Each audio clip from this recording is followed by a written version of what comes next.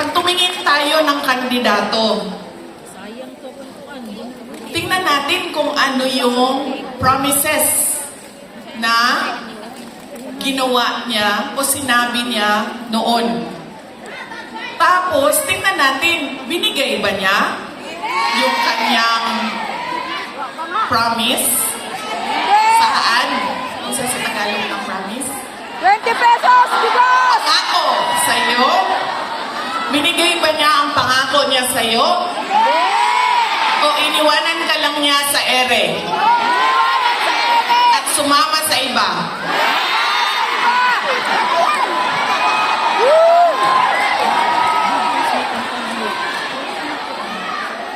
Ganyan. Ang pangalawa, na kailangan natin isipin. Itong kandidato na ito, paulit-ulit ko na ito binoto Ano ba sinabi nito noon? Ano bang nagawa niya? Ano bang rason niya? Bakit hindi niya nagawa?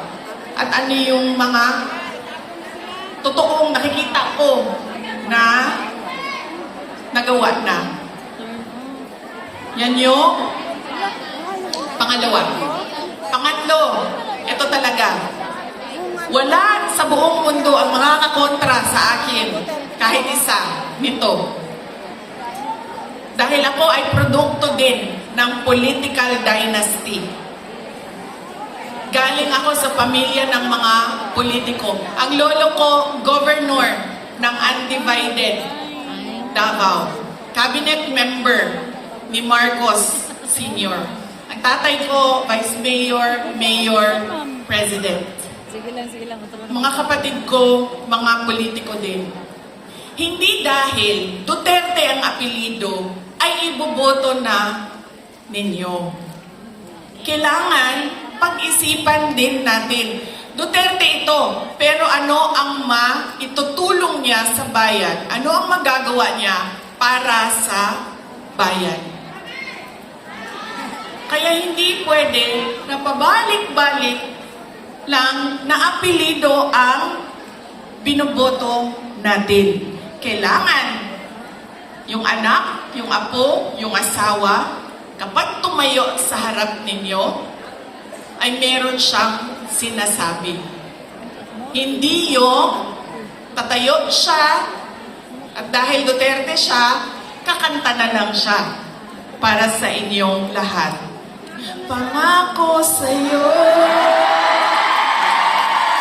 Diba? Hindi pwede.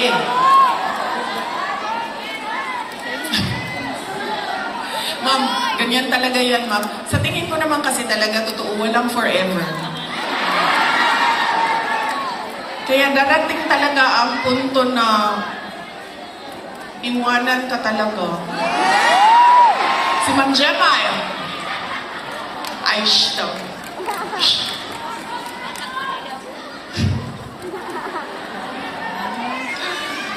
Diba? Hindi pwede yan. Hindi na pwede. Kasi yan yung ganun tayo dati. Oo. Ito. Tinanong ko isang beses dito sa Manila, sa NCR. Tanong ko, Ma'am, sino kandidato niya sa mayor? Sabi niya, si ganito, apelido. Sabi ko, di ba sila din yung mayor dati? Sabi niya, oo, yung uncle niya. Sabi ko, so bakit yan pa rin ang pipiliin ninyo? Sabi niya, nasubukan na kasi. So, syempre ako, hindi na lang ako nagsalita. Pero nakita ninyo ang ating behavior sa pagpili ng kandidato. Dahil anak, apo, asawa, nasubukan na kasi, parehong apelido, go, bibigay ko na yung napaka-special na right ko na bumoto. So, mahalaga, hindi dahil anak, hindi dahil Duterte ang apelido, ay iboboto nyo na. Pag-isipan ninyo, ano ba ang dala niya sa lamesa? Ano ba ang dala niya para sa bayan? Tatlo, huwag ibenta ang boto. Ano ang mga pangako na napako? At pangatlo ay, hindi dahil galing yan sa sikat na pamilya ay iboboto na ninyo kaagad. So tingnan natin ang mga karakter, accomplishment, abilidad, kapasidad ng mga kandidato nating senador. Kapag inutusan yan bumili ng suka, automatic na yan, may abilidad na yan. Diba? Saan nanggaling ang abilidad niya? Siyempre, kung saan yung bilihan ng suka, doon yan sa shortcut na daan. Hindi yan sa sa malayo na daan para mabilis dumating ang suka. Pangalawa, inutusan bumili ng suka. And napadaan sa barkada. So, ang sinabi ay, ayun na ng mangga-mangga, kadyot lang ma'am. So, ang sinabi niya ay pare, pahatid naman ito ng suka namin sa bahay kasi kailangan yan doon. Ito lang muna ako. Diba? Abilidad. So, mahalaga yan. At kailangan natin pag-isipan itong eleksyon na ito. Kailangan natin baguhin ang ating pagpili ng kandidato. So yan, ang aking mensahe para sa inyong lahat ngayong araw na ito. Mensahe ng pagpapasalamat, mensahe ng edukasyon, at mensahe ng pagbabago kung paano tayo pumili ng ating mga senador. Ay, hindi lang senador, governor, mayor, lahat ng ating mga public officials. So yan po ang aking ilang oras yun ma'am? 1 hour? 1 hour ng mensahe sa inyo. Sana ay alam nyo, gusto ko lumapit sa inyo.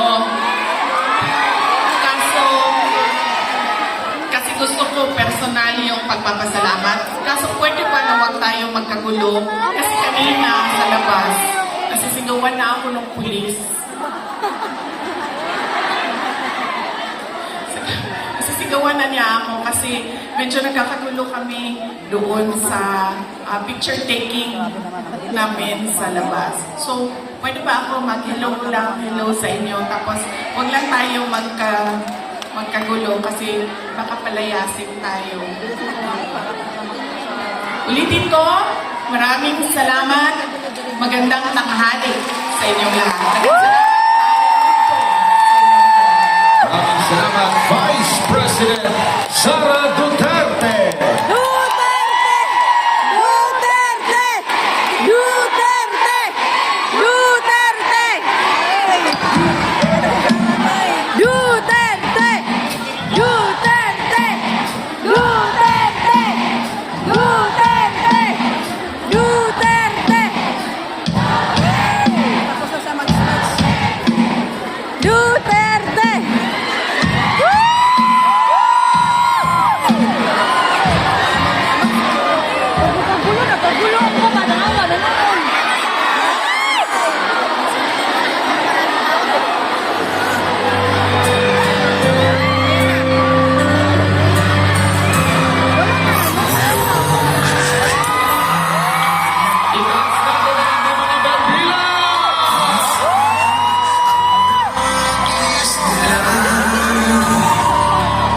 Huwag lang po tayo magkagulo. Antayin na lang po natin. Napupunta po sa inyong mga lugar si Vice President Sara Duterte. Huwag po natin dumungin.